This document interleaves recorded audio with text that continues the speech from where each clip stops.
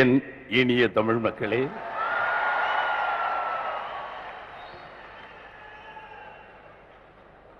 இந்த விழா பொதுவாக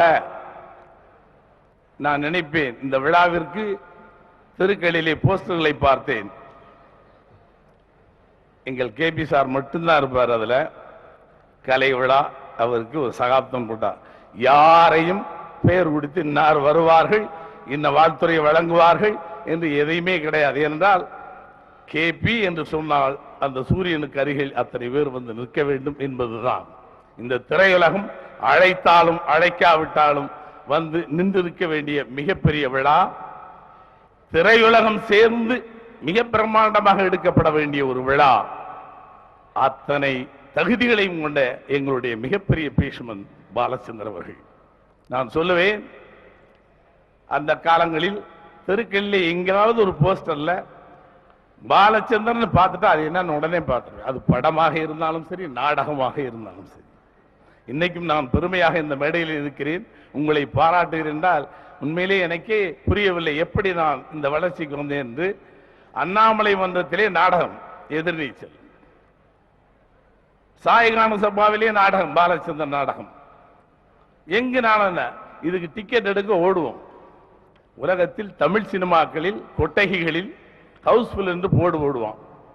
தமிழ்நாட்டில் நாடகத்திற்கு ஹவுஸ்ஃபுல் போட்ட ஒரே சரித்திரம் பாலச்சந்திரன் அவர்களுக்கு தான் உண்டு. ஹவுஸ்ஃபுல் போட்டு ஒரு 400 பேர் திரும்பி போயிட்டே இருப்பான்.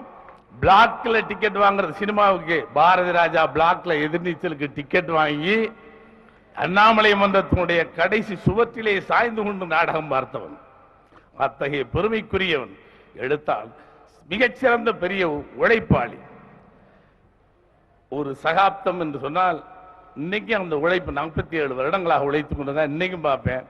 எப்படி சார், நான் ரொம்ப கொஞ்சம் உரிமையா ஒரு கலைஞன், திரையுலகத்தை சார்ந்தவன் என்பதை காட்டிலும் கொஞ்சம் தள்ளி அழுத்தமாக கொஞ்சம் நெருக்கமாக வைத்துக் கொண்டு கேட்பேன், எப்படி சார் இதெல்லாம் உங்களால முடியுதுன்னு. அதுக்கு ரொம்ப அப்படி அப்படி பல்ல கடைசியா என்னையா ரொம்ப கிண்டல்லாம் பண்ணாவே அப்படின்னா, ஏன்னா உண்மையிலே எனக்கு வியப்பாக இருக்கும்.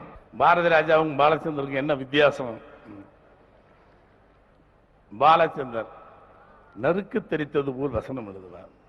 கைவிரல் நகங்களை மிக சுத்தமாக வைத்திருப்பார். திருத்திய முடி, தெளிவான ஒரு நல்ல கண்ணாடி, தெளிந்த பார்வை, சட்டை அந்த பேண்ட் போட்டு நீட்டா வருவார். எதையுமே திருத்தமாக செய்வார். நீங்கள் ஒரு அறிவுபூர்வமான திருத்தமானவர்.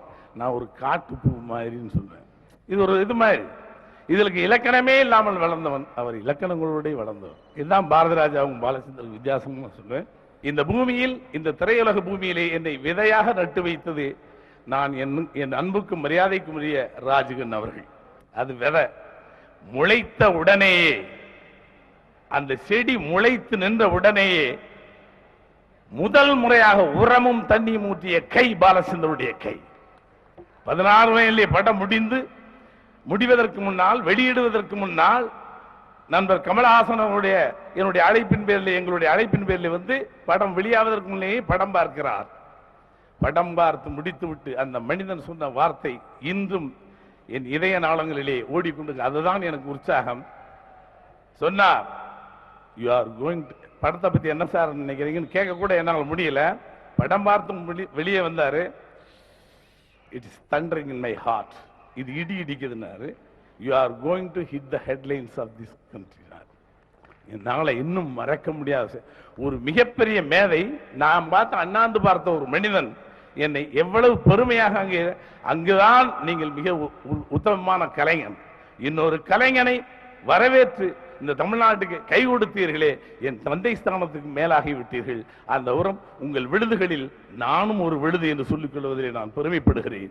நிலம் உள்ள அளவும், நீர் உள்ள அளவும், காற்று உள்ள அளவும், தமிழ் உள்ள அளவும், இந்த யுகம் உள்ள அளவும் உன் பெயர் நிலைத்திருக்க வேண்டும் என்று கூறி விடைபெறுகிறேன். நன்றி, வணக்கம்.